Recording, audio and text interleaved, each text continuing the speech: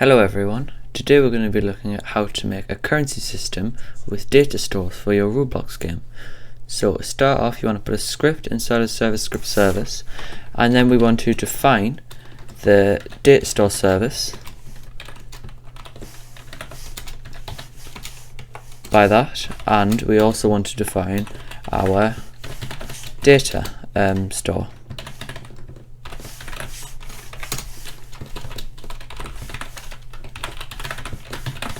Okay, and the next thing we need to do is we need to run a player added event to add our leader stats.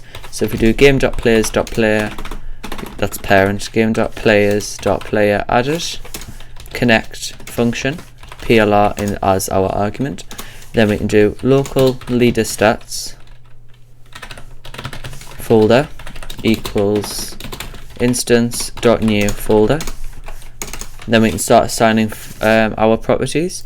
So if we set the name of this to leaderstats, then we can set the parent of this to player. Okay, and then we can create our money integer value. So we have our money int equals instance.new integer value. Then we can have money int.name equals money int.parent equals leaderstats folder. So that's going to then put this inside of there. So if we then play the game, you'll see in the top right hand corner we'll have money displaying as a leader stat. Just that. Okay? Right, okay. So next thing we need to do is we need to sort out the data store so we can get and sort our data. So to check to see if the player already has any data, we can say if money data colon get async player.userid. Then, so saying if the player already has any data, then we're going to set the value of this to whatever this is equal to. Okay, and then the next thing we're going to do, we're going to say else. So if the player has not got any money saved, then we are going to set their money value to 100, or whatever money amount you want them to start out with. Okay, so the next thing we need to do is we need to sort out the saving. So if we do our money int colon get property change signal value colon connect function, and then what we can do is we'll say money data colon set async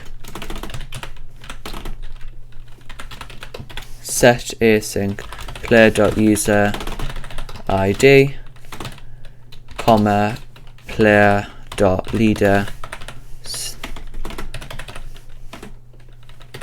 stats.money.value. Just making sure I spelled that correctly. Okay, then there's then going to save that data.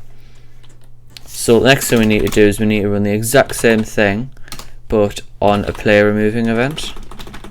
So whenever the player leaves the game, we can ensure that their data has been saved correctly. And then something else just to ensure that everything has been saved is we're going to put it on a bind to close, and a bind to close runs whenever the server is about to shut down. So what we can do is we'll say wait 1 just to ensure before anyone else kicks out. Then we'll do for I comma v, we'll do an in pairs loop, game.players colon get players do, and then what we can do is we can copy this code here, but then we'll just have to replace plr with v. Okay, and then we'll do a wait 3 at the end just to ensure that everyone's data has actually been saved before they leave the game. Okay, so now if we run it, you'll see here we've had an error saying API services rejected, because to run this you need to have, to run data stores you need to have your game published. So if we go to game settings and published, we'll call this data store test, create, close, and if we go to settings, security, and then enable API services.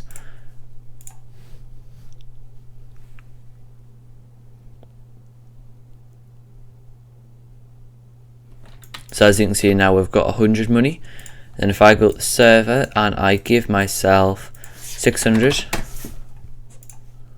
just like that, and then if I stop, just give it a second, and then if I play again,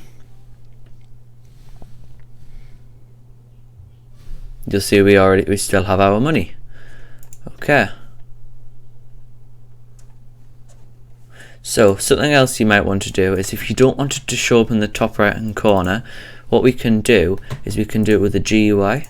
So if we create ourselves a little GUI and call this money GUI, and if we get ourselves a text label just like this, and then we'll call this money, okay, and then we'll make it look a little bit better by doing this.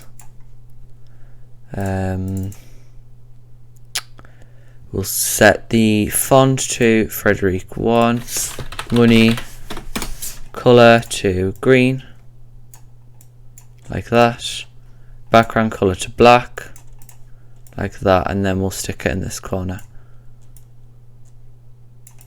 Okay, so I am going to make that a little bit brighter. We'll go with that. Okay then, so next thing we can do is we can do local script, and we can say local PLR equals game.players.localPlayer. So we are then getting the player, and we can say player.leaderstats.cache, and then what we can do is we can just run this right here. Okay, so that there is going to run wherever the money's changed, and then we can say script.parent.text equals $sign. So we'll do $sign and then 2 dots to concatenate it with toString player.leaderstats.cache.value. Okay, and then I'm also going to put that up at the top here, just so then it makes sure it loads in straight away. So now if we run this,